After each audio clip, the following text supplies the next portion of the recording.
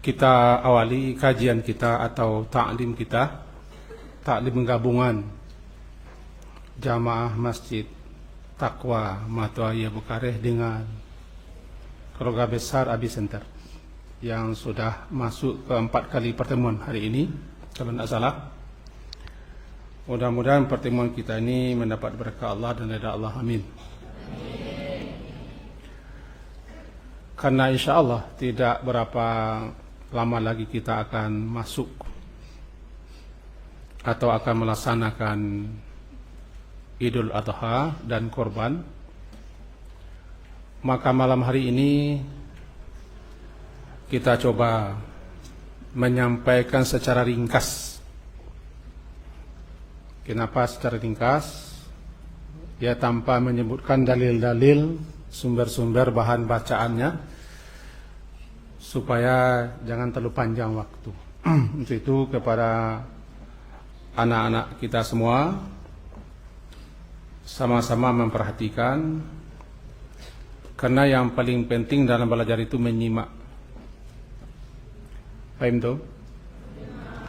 Fahim tum? Yang paling penting dalam belajar itu menyimak. Kalau sudah kita simak, kita konsentrasi mendengarkan, fokus, tinggal dia di sini. Apalagi sebesar-besar antum ini. Nah, berangkat semenjak Zulhijjah. Bulan Zulhijjah, bulan yang ke-12, salah satu bulan yang istimewa. Dan dia termasuk salah satu daripada bulan-bulan haji. Al-Hajju Ashhurum Ma'lumat. Haji itu bulan-bulannya sudah diketahui, yaitu Syawal,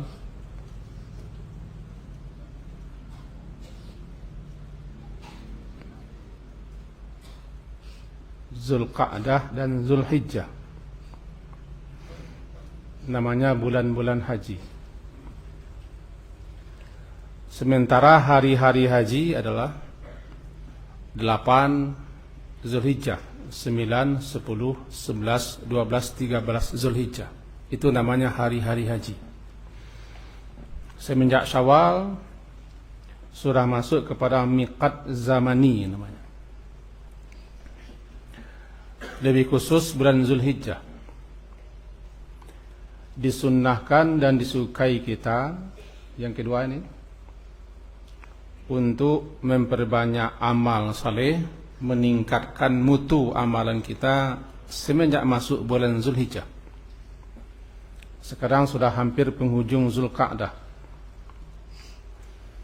10 awal bulan Zulhijjah yang sering disebut dengan Al-Ashru, hari yang ke-10.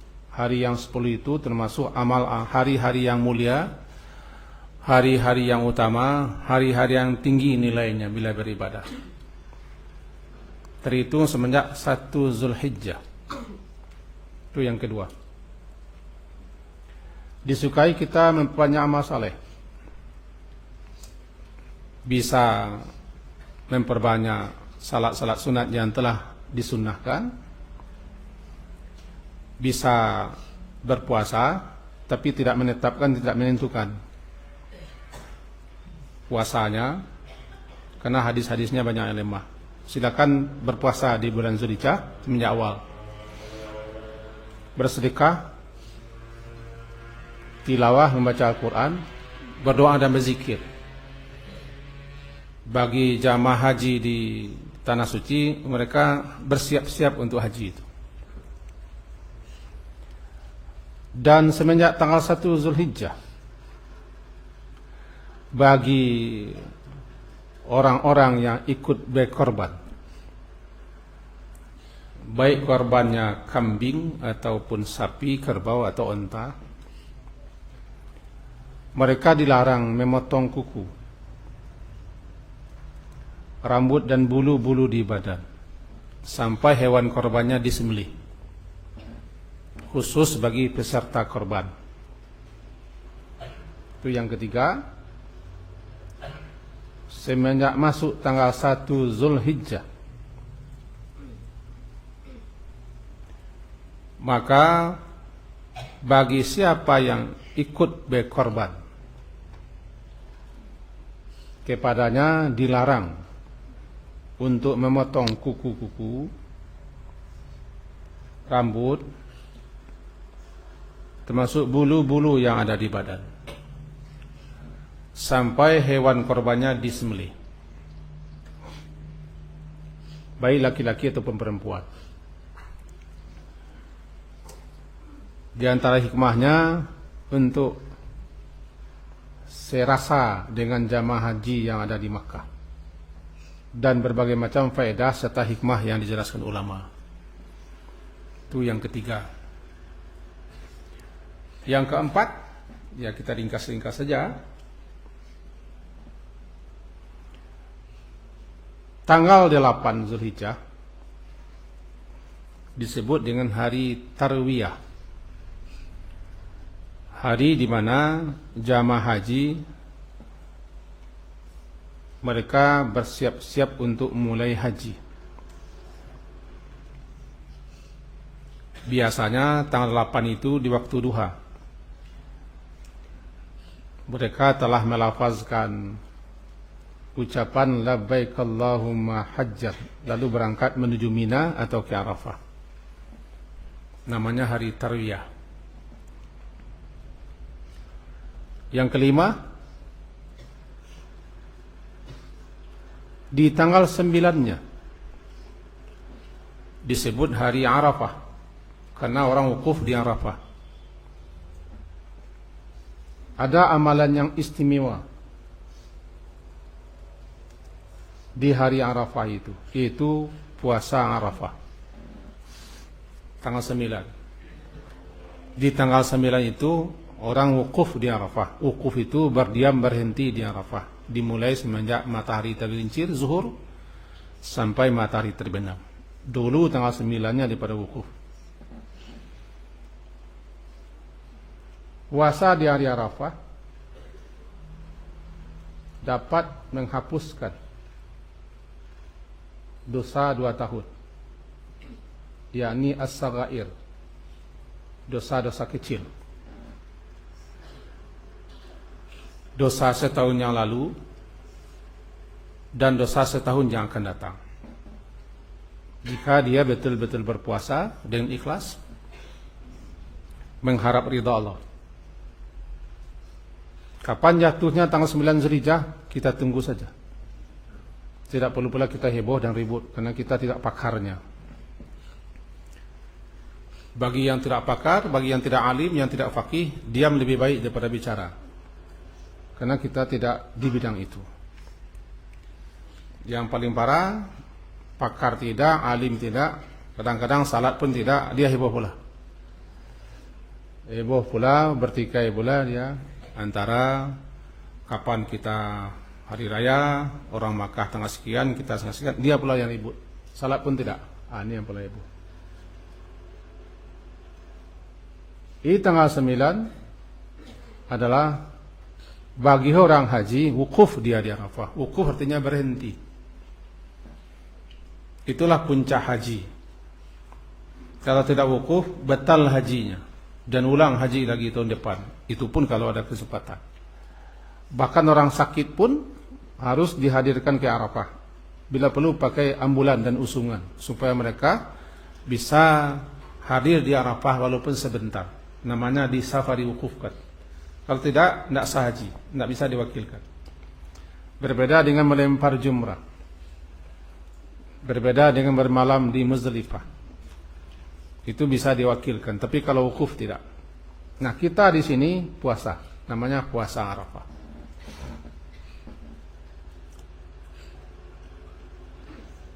Dan tanggal 9 itu sebenarnya menurut sebagian ulama berdasarkan riwayat-riwayat yang sahih, subuhnya kita sudah mulai bertakbir.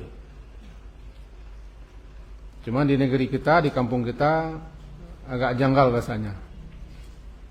Sebenarnya tanggal 9 sudah subuh, sudah mulai bertakbir. Allahu Akbar, seterusnya. Kalau itu kita lakukan di negeri kita, nanti orang yang pandir nanti berkomentar dengan hal-hal yang aneh-aneh, cemehnya atau olok-oloknya tagagihna rilai umah. Tapi kalau ada orang bertakbir semenjak tanggal 9 setelah salat subuh, itu sudah bagus, sudah sesuai dengan sunnah. Kita yang sudah tahu malam ini jangan berkomentar pula. Dimulai takbir tanggal 9, berakhir di hari tasyrik. Hari tasyrik adalah hari-hari tanggal 11, 12 dan 13 Zulhijjah. Berakhir di asar. Setelah asar tidak ada lagi. Setelah asar, sebelum maghrib tidak ada lagi sampai asar. Itu Arafah. Arafah hari sangat istimewa, terutama bagi orang haji. Tanggal 10-nya, 10 Zulhijjah disebut dengan hari nahar. Nahar artinya menyembelih. Nahar itu biasanya dipakai untuk menyembelih unta.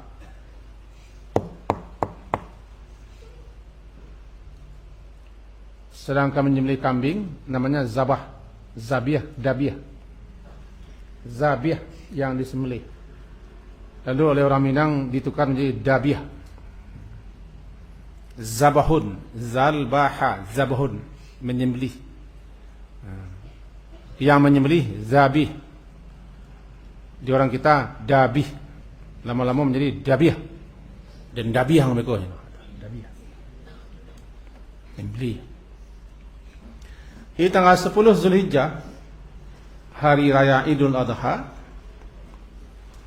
dinamai dengan hari nahar. Fasalli, ke depan duduk, ke depan duduk. Ya, antum.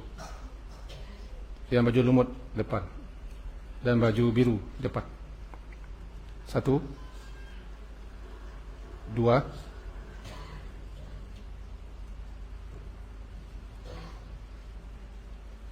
ke depan. Ke depan.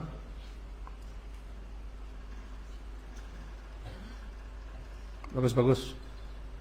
Ijlis bitaib.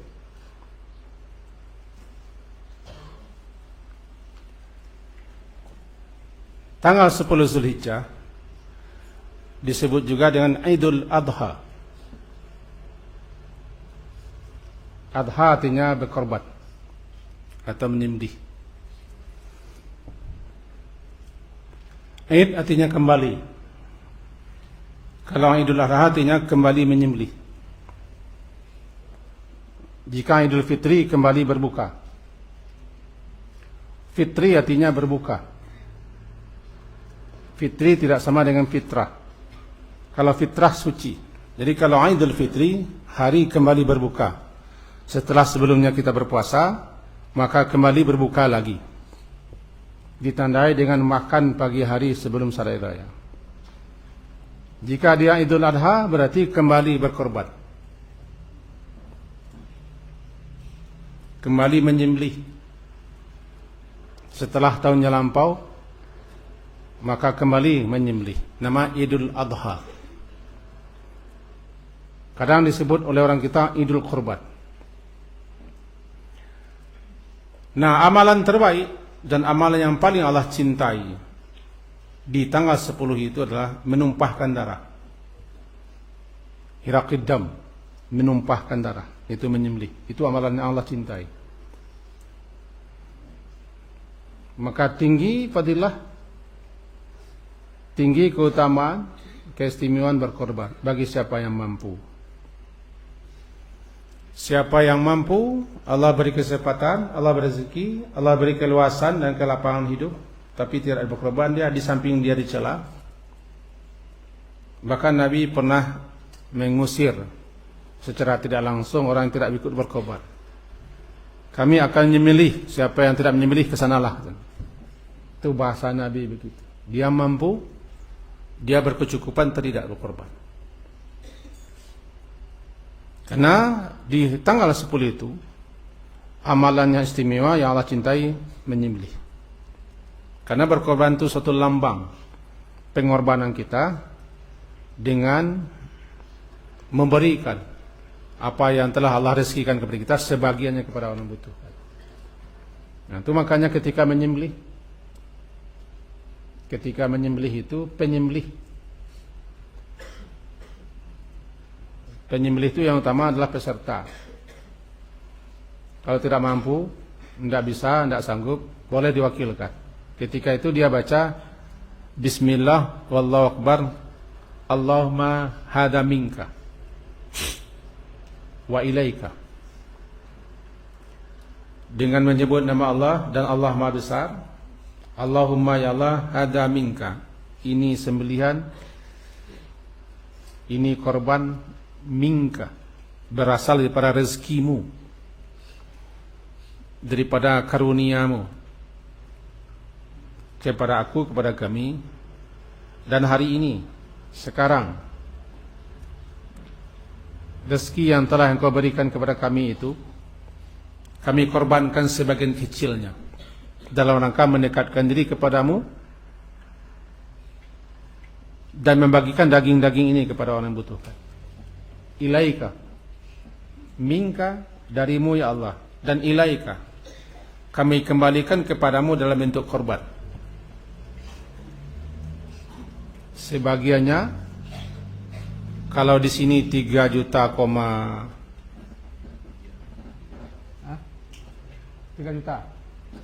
3 juta dibanding dengan rezeki setahun tidak berapa. Setahun kami telah menikmati berbagai macam rezeki, nikmat karunia, maka hari ini kami persembahkan dalam bentuk korban, mengharap ridhamu ya Allah. Korban itu kan pendekatan, kerap dekat. Kurban betul-betul mendekatkan diri kepada Allah dengan menyerahkan sebagian rezeki kita, lalu dibagi-bagi. Karena daging, Allah tidak butuh dengan daging, Allah tidak butuh dengan darah. La yanalallaha luhumuha wala dima'uha walaki yanaluhumut taqwa minkum. Yang akan sampai kepada Allah hati yang ikhlas, hati yang bertakwa. Daging-dagingnya makan dan bagi-bagikan. Itu yang korban. Maka di hari raya Idul Adha yang disebut dengan hari nahar, hari menyembelih, karena begitu tingginya nilai dan keutamaan menyembelih hewan korban. Bagi siapa yang tidak korban, yang tidak punya rezeki, dia tetap sebenarnya disuruh berkorban. Korbankan waktu, pikiran, tenaga, atau apapun. Hanya itu yang bisa kita berikan. Walaupun ibu-ibu nanti dengan buat lapek, buat kopi, mengantarkan makanan, atau cuci mangkok, atau menyediakan ember, atau tenda, atau apa saja. Ini yang bisa kita perbuat untuk terlaksana korban, kita akan mendapat pahala. Orang akan mendapat pahala sesuai dengan apa yang diperbuatnya, sesuai dengan kemampuannya. Jadi andaikan kita tidak bisa berkorban dengan uang 3 juta, jadi pengurus, jadi panitia, jadi pelaksana, tapi ikhlas. Ini yang diminta bagi panitia dan pengurus, bagi siapa saja yang terlibat. Sebab peserta tidak mungkin dia mengerjakan sendiri, harus melibatkan orang. Nah, orang yang ikut serta itu niatkanlah ini cara saya berkorban ya Allah. Karena uang saya tidak ada 3 juta, tapi bagi saya ada kemampuan, ada tenaga, ada waktu, ada peluang, ada sedikit ini yang bisa saya buat. Saya bantu masak dagingnya, boleh. Saya bantu bagi-bagi ke kopernya, boleh. Dengan itu dia berkorban, sudah dianggap dia ikut berkorban, walaupun tidak mengeluarkan uang. Walaupun namanya tidak korban, tapi sudah termasuk dia orang yang menjadi sarana pembantu untuk terwujudnya orang bisa beribadah. Ambil contoh malam ini. Malam ini bapak-bapak pengurus kita sudah membukakan masjid, membentangkan tikar, menyiapkan segala sesuatunya. Lalu kita taklim. Bapak-bapak kita itu dapat pahala daripada taklim kita, karena bertawun dalam berbuat baik. Ta'awanu 'alal birri wa taqwa. Itu pentingnya kita. Jadi kepada panitia, pengurus, niatkanlah saya ini yang bisa saya korbankan. Bukan mengambil keuntungan kepentingan, ini pernah ada juga nih.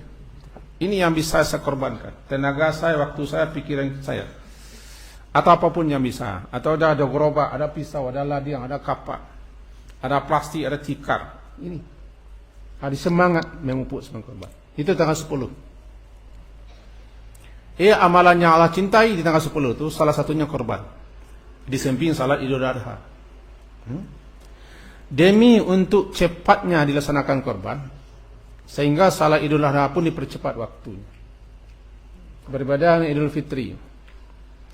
Idul Fitri diperlambat pelaksanaannya untuk beri kesempatan, untuk beri peluang bagi orang untuk menunaikan zakat fitrah.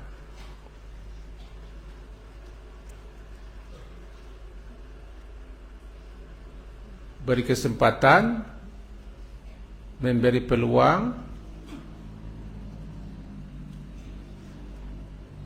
untuk orang-orang bisa menunaikan zakat fitrah. Sebab kalau zakat fitrah itu ditunaikan setelah salat Idul Fitri, tidak zakat fitrah namanya, zakat atau sedekah biasa. Ditunda pelaksanaan Idul Fitrinya, agak lambat sedikit. Sementara di Idul Adha dipercepat waktunya supaya cepat dilaksanakan penyembelihan hewan korban. Walaupun menyembelih itu bisa sampai 3 hari ke belakang, 11, 12, 13 masih bisa, tapi yang terbaik di hari pertama. Cuman kalau banyak orang di hari pertama, susah juga, boleh ditunda.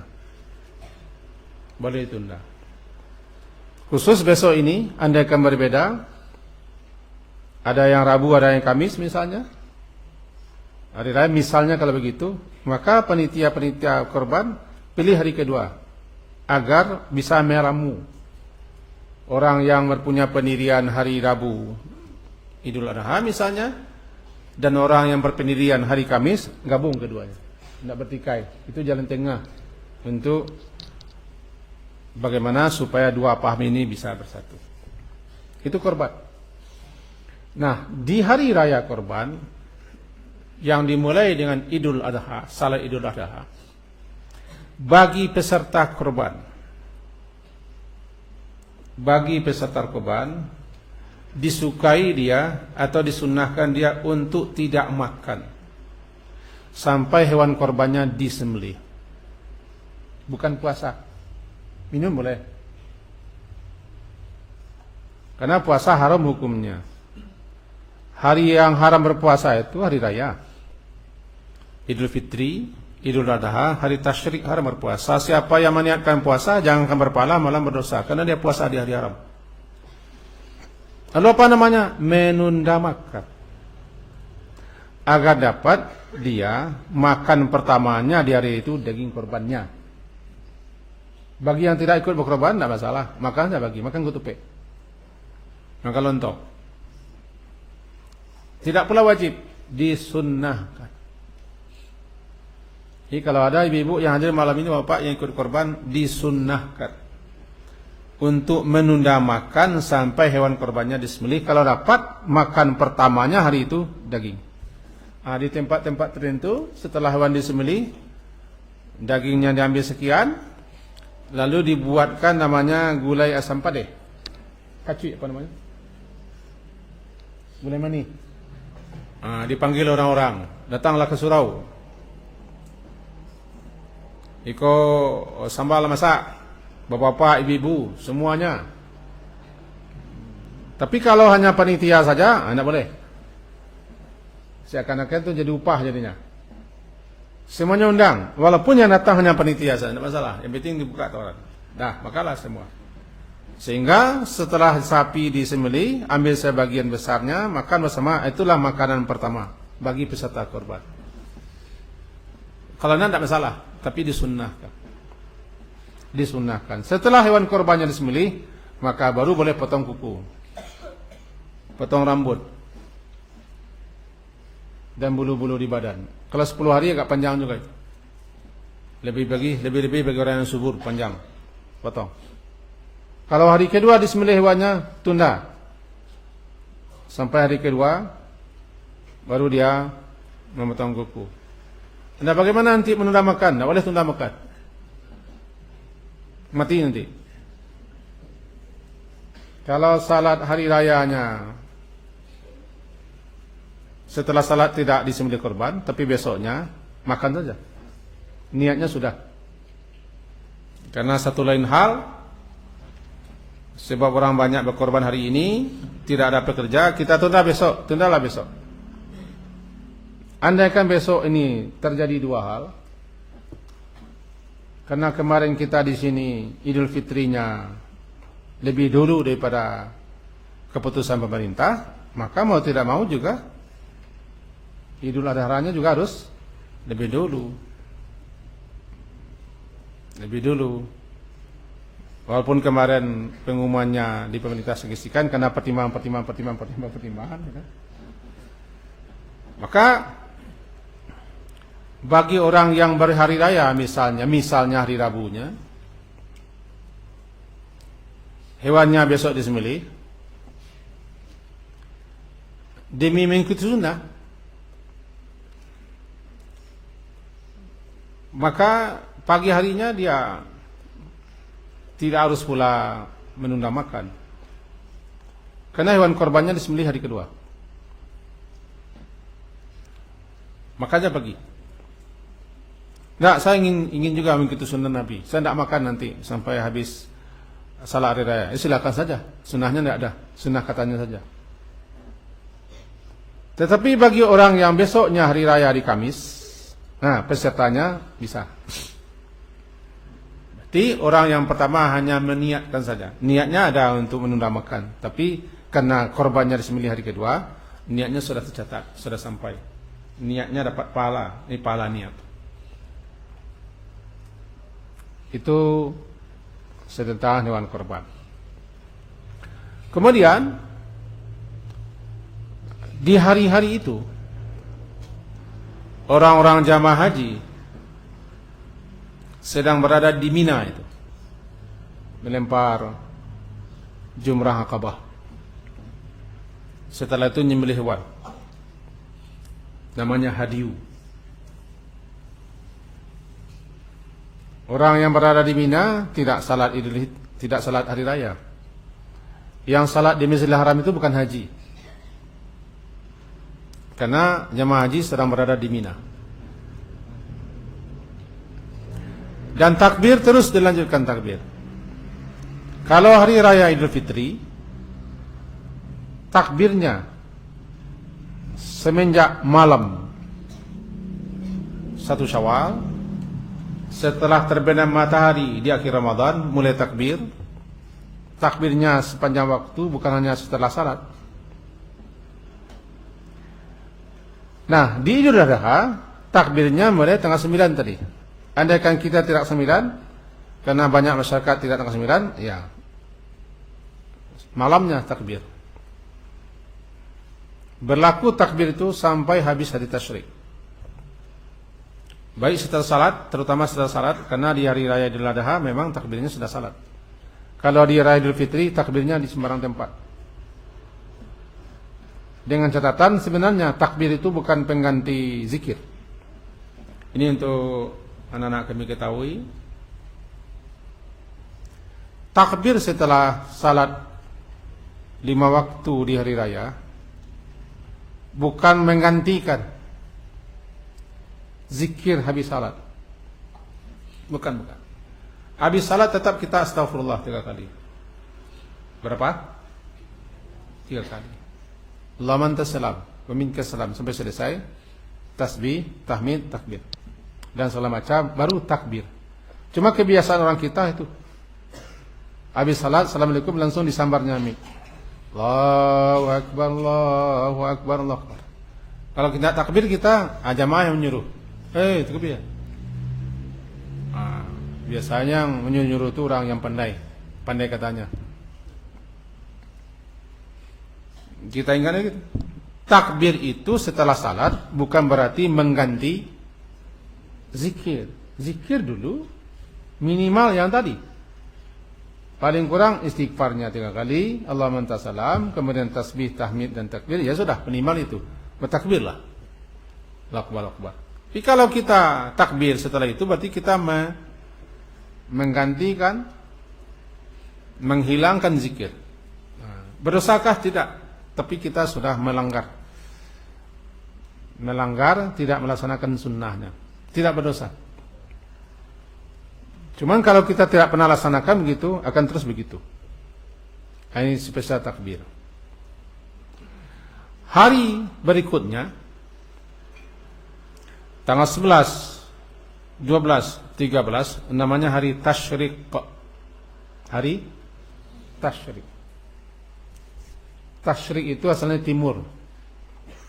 Syarq.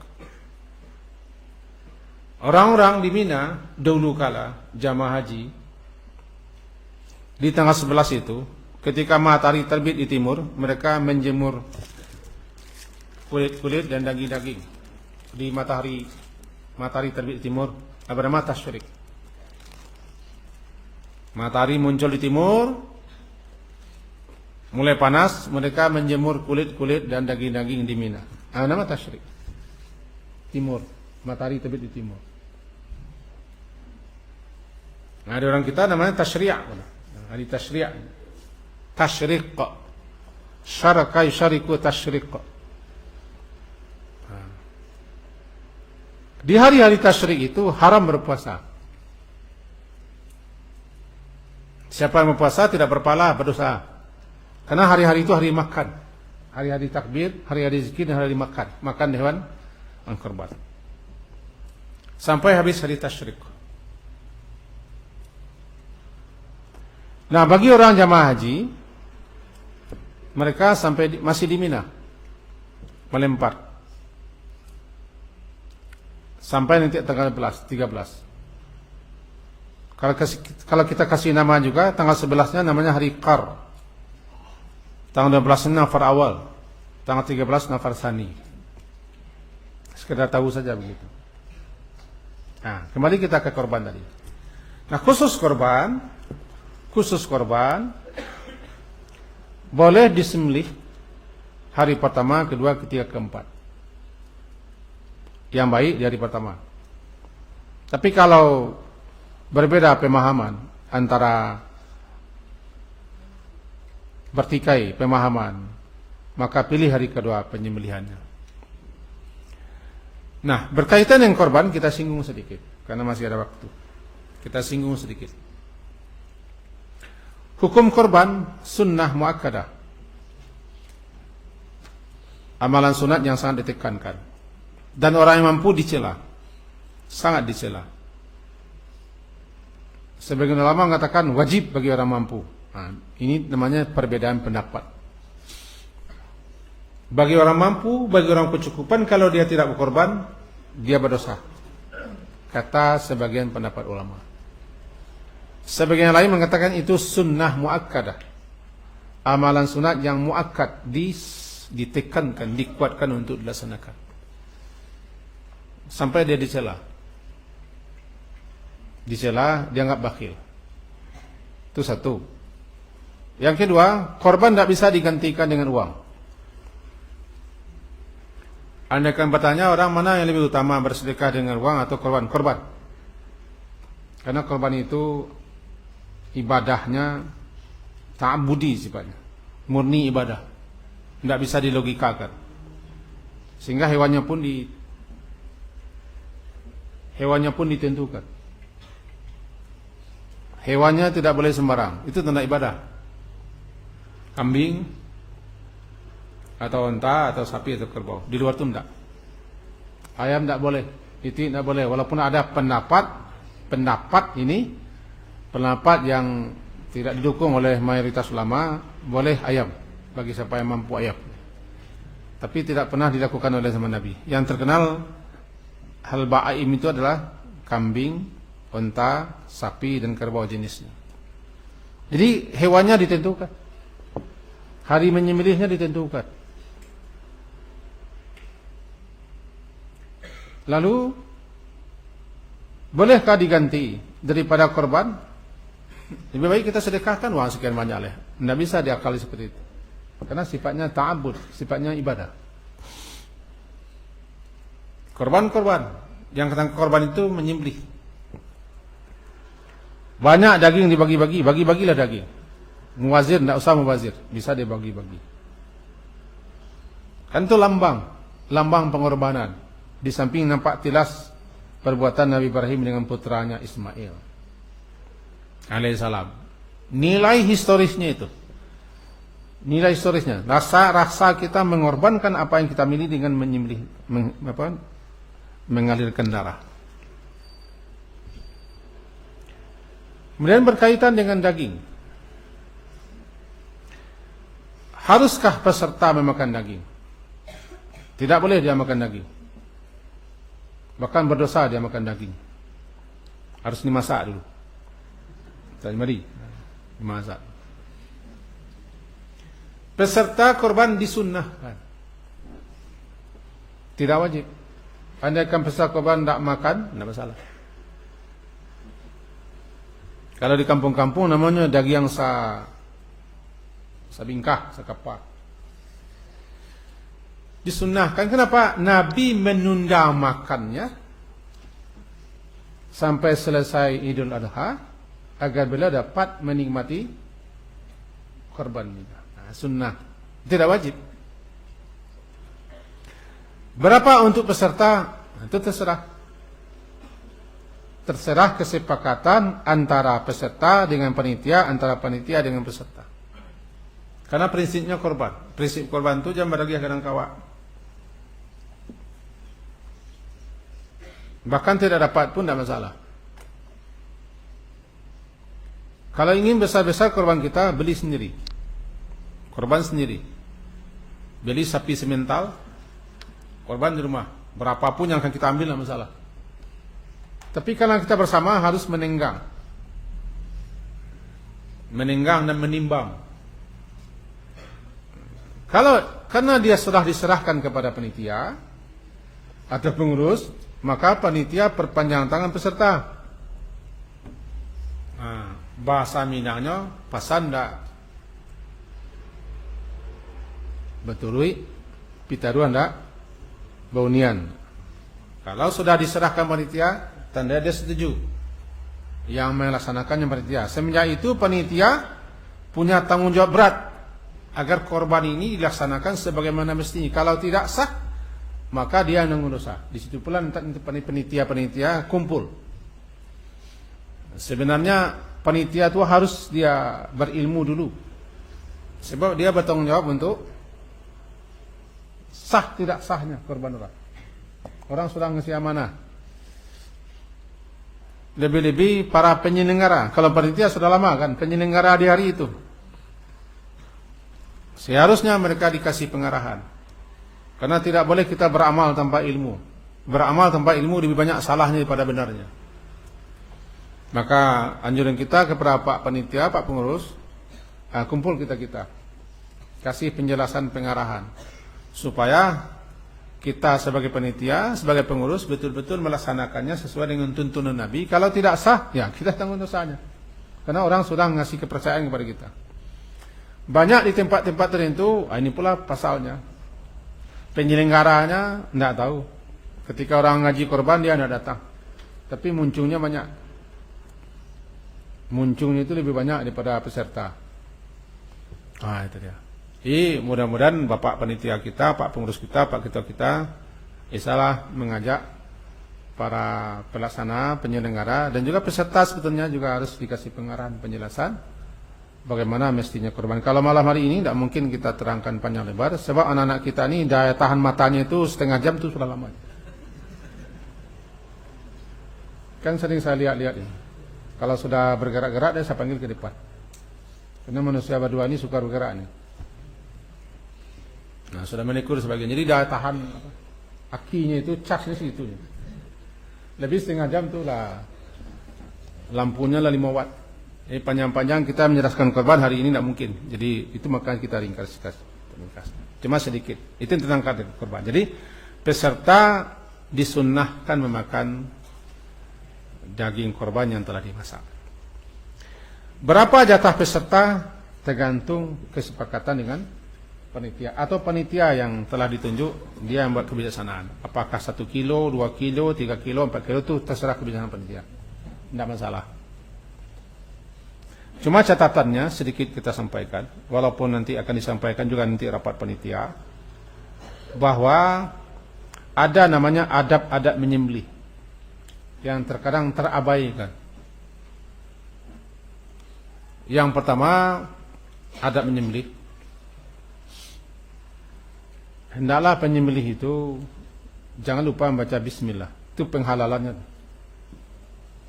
Bismillah wallahu akbar. Yang menyembelih itu tidak ustaz. Yang menyembelih penyembelih lah. Ustaz itu kerjanya. Tapi kalau dikasih kehormatan kepada ustaz, mau dia bisa, dia silakan.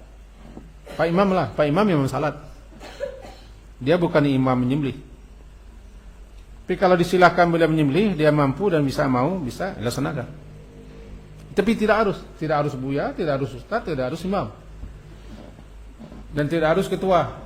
Karena tahu nanti ketua itu gacha loh mencari darah. Yang paling baik menyembelihnya peserta. Tapi karena peserta itu 7 orang, boleh peserta itu menunjuk salah satu dari 7. Kalau tidak ada, silahkan ke panitia. Kami lah menyerah boleh, terserahlah di panitia. Maka panitia lah yang menunjuk orang yang bisa, yang mampu. Pertama dia jangan lupa baca bismillah wallahu akbar, itu penghalalannya. Wazkurus mallahi, sebutlah nama Allah. Bismillahirrahmanirrahim. Kemudian ajarkan mereka doa. Karena kita ini wakil daripada sekian banyak orang, jangan lupa berdoa. Pertama tadi, nanti kita catatkan, Allahumma hada minka wa ilaika atau walaka. Ya Allah, ini korban berasal daripada rezekimu dan kami kembalikan dalam bentuk korban untuk mengharap ridhamu.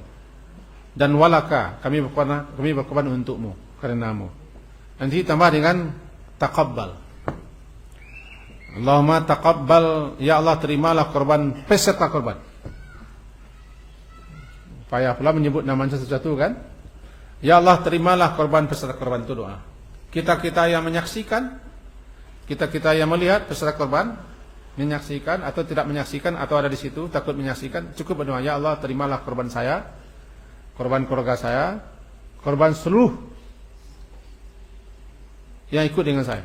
Karena seseorang bisa berkorban, dia bawa yang lain. Saya berkorban 1. Ini korban saya dan juga korban daripada keluarga besar saya dan orang tua yang sudah meninggal, boleh. Boleh. Saya berkorban di bawah. Kalau satu keluarga, satu orang berkorban, bawa yang lain. Termasuk orang tua kita. Itu boleh. Seperti Nabi Muhammad SAW begitu. Itu menyembelih. Yang kedua, sebenarnya tidak boleh kita menyembelih dekat kawannya, nanti stres dia. Stres dia. Itu adabnya. Jangan menyembelih hewan korban di dekat temannya. Jauhkan jaraknya. Dia punya perasaan.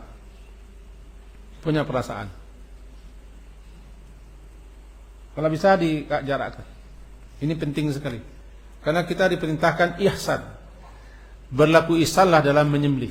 Salah satunya itu. Dan jangan mengasah pisau dekat korban, dekat sapi.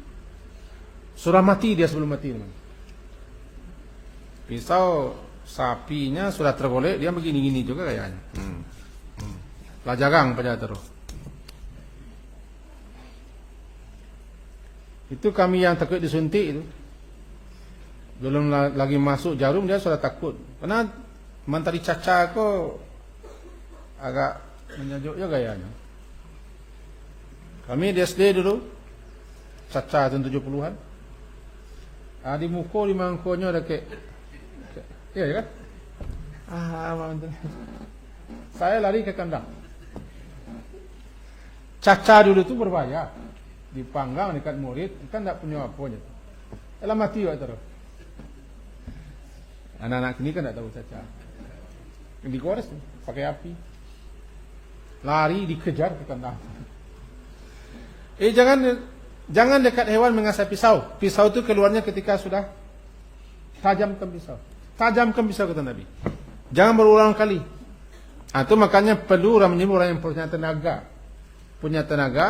Punya keahlian, supaya jangan menganiaya. Ahsinu, baikkan dalam menyembelih.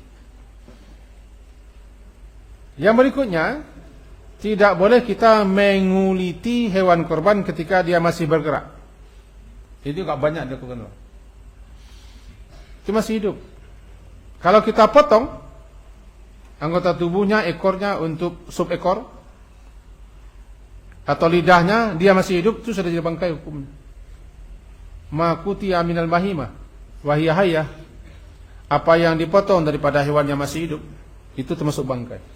Ini ingatkan kepada, ada yang motong lidahnya, ada yang motong ekornya,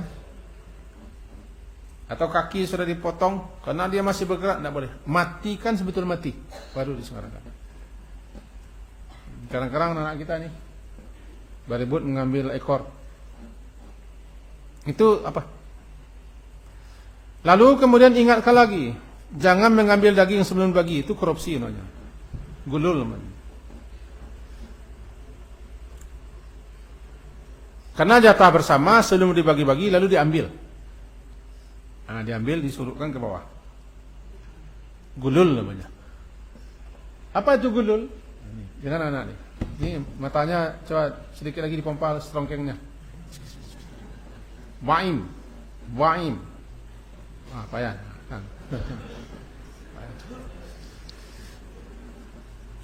Tapi kalau makan setelah ini nyala matanya nih, semuanya.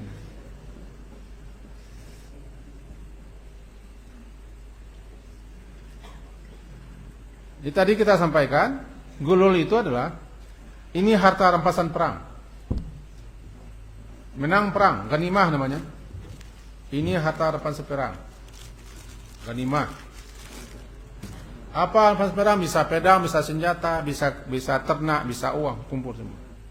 Ada yang mengambil jarub, itu namanya gulul, khianat. Dia nanti akan membawa barang yang diambilnya itu di hari kiamat ke depan Allah. Ya'ti bima ghalla. Dia akan datang nanti membawa barang yang dicurinya itu. Haram hukumnya. Jadi kalau ada anak-anak kita, bujang-bujang kita, daging belum dibagi-bagi, dia sudah ambil. Ini ingatkan. Atau bapak-bapak sudah kalau. Jadi barang-barang yang belum dibagi diambil tuh, ngambil. Korupsi nanti. Cuman untuk penghalalannya mintalah kerelaan dulu. Kalau ada orang-orang nam bujang-bujang, nam apa-apa nam masih bujang-bujang, ya ambilnya dengan ketik halal salah, supaya halal. Tapi kalau kita halalkan mungkin ambil aja dulu lah. Kembali bedolo kan. Tapi malah disampaikan itu. Tidak boleh mengambil. Tidak boleh. Kemudian kalau kita pekerja kita di sini ada. Sebenarnya main upah kan ada, main upah dengan daging tidak boleh. Tidak boleh upah dengan daging, dengan kulit, atau dengan apa saja. Caranya, kita bilang kepada peserta korban. Para peserta korban kita di sini 4 balik. 2 balik. Di tempat kami 20 lah. Tapi kurang 3 balik. Bilang, bapak-bapak, ibu-ibu, jatah bapak ibu ada sekian kilo. Kami ambil setengah kilo untuk kupon bagi pekerja. Boleh. Tapi tidak boleh jatah untuk bersama. Bapak-bapak, ibu-ibu nanti saya jelaskan dalam rapat. Bapak, jatah yang kami jatahkan daripada panitia untuk peserta biasa berapa kilo? Enggak, untuk peserta 2 kilo. Kecekkan ke beliau-beliau tu, kami sepakat jatah untuk apa-apa ibu 2,5 kilo misalnya. 2,5 kilo.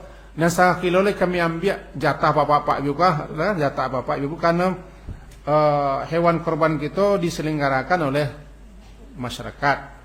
Masyarakatnya ingin mengacok daging. Sementara kita tidak boleh atas nama pekerja dikasih daging. Namanya upah. Atau baca caranya, kaluan jatah kita masing-masing. Itulah Ali bin Abi Thalib. Kami memberikan nu'ti, kami berikan kepada tukang jagalnya yang jatah kami. Itu cara. Tapi nanti akan saya jelaskan lagi. Menghindari upah. Menghindari upah. Itu penting diketahui kita bersama. Karena larangannya tegas. Sebab hari itu hari berkorban. Kami pekerja ini kadang-kadang kasih uang nak mau. Kami daging. Nak mau.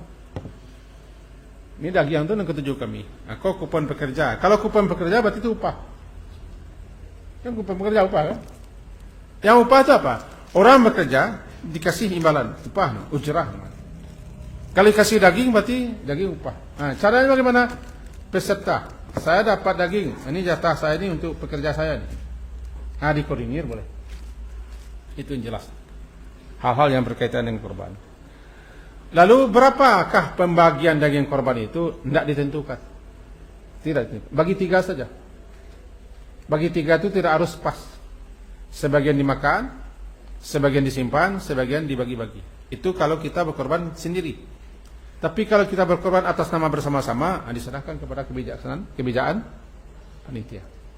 Kalau saya berkorban sendirian, saya beli sapi sendirian atau kami sendirian, saya sembelih sendirian, saya boleh mengambil apa saja.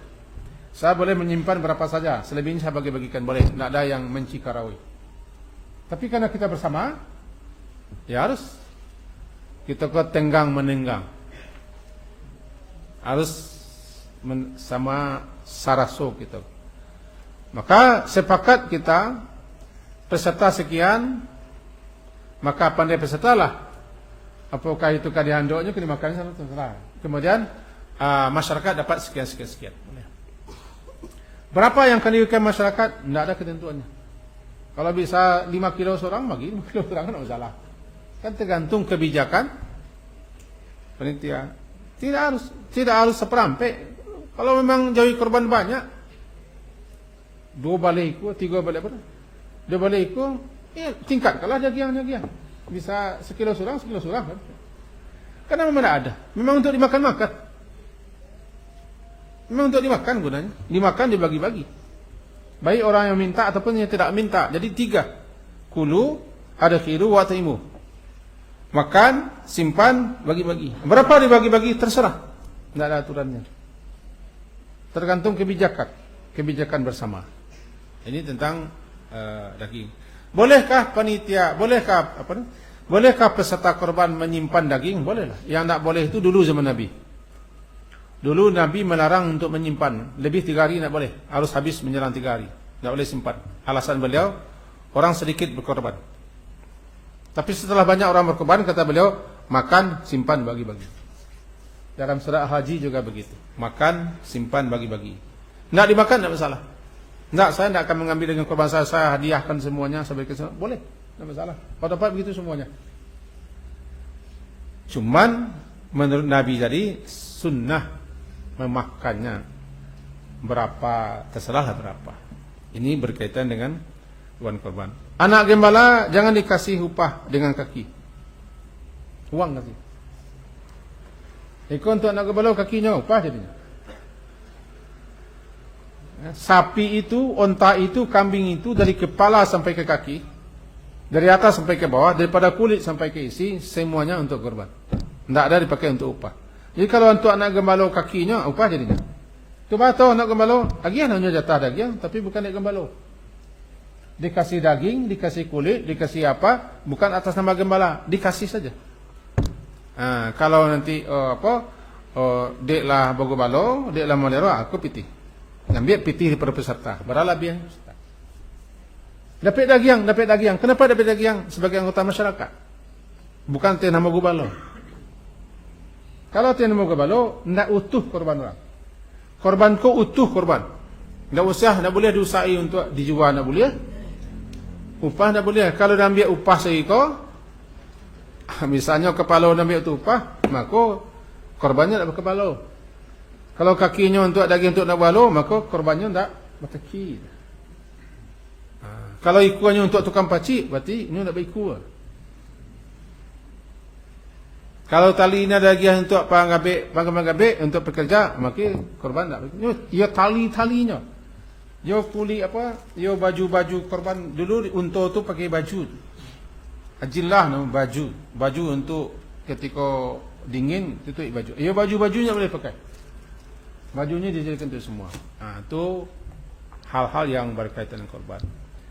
Barangkali itu sekedar mengasih tahu kita semua, anak-anak, karena panjang lebar kan sudah saya terangkan tadi, panjang lebar tidak bisa, tidak mau dikayuh deh, paham mengayuhan. Itulah kata-kata apa ya? Kita mencari akan sudah mengaji tak gitu. Sekian saja, besar harapan kita. Walaupun kajiannya ringkas-ringkas, paling tidak yang pokok-pokoknya sudah kita jelaskan, poin-poinnya sudah kita jelaskan bersama. Cuman pesan Abi sedikit saja. Andaikan terjadi lagi perbedaan Idul Adha besok ini antara orang Makkah dengan kita dan antara kita dengan kita, jangan menjadi ajang perdebatan. Kita tidak pakar, kita tidak ahli, kita tidak alim di bidang itu. Bertanya sajalah kepada orang yang tahu, lalu mana kita yakini, mana yang kita lebih cenderung pakai, yang orang lain jangan celah. Jangan salahkan, saling menghargai. Mencela itu sudah berdosa, menyalahkan juga sudah berarti kita menganggap diri kita betul. Andaikan terjadi lagi besok ini, jalankan mana yang kita prinsip itu yang benar, jalankan, jalan yang salahkan. Karena berpotensi juga besok ini akan berbeda lagi. Saya rasa itu, dan terima kasih kepada anak-anak yang hadir semua. Masih ada yang tidak hadir ini karena ada alasan-alasan keterlambatan datang karena keluar tadi ini salah ya. Keluar catatannya. Ini anak-anak kita jumlahnya 500 kurang karena yang kelas yang lainnya sudah selesai ujian pulang. Barangkali besok ini jumlah kita mencapai semuanya bisa 900-an lah kurang. Oh tidak termuat masjid ini ditiup masjid supaya lebar. Dihambuh masjid, ada masjid. Sekian apa yang bisa kita sampaikan. Harapan kalau nanti panitia korban kita bisa berkumpul, kita sampaikan penjelasan yang terkorban. Tulisannya sudah saya bikin. Diakhiri dengan doa kepada majelis. Asyhadu an la ilaha illa anta astaghfiruka wa atubu ilaik. Wa sallallahu ala Muhammadin wa ala alihi wa ashabihi ajma'in. Assalamualaikum warahmatullahi wabarakatuh.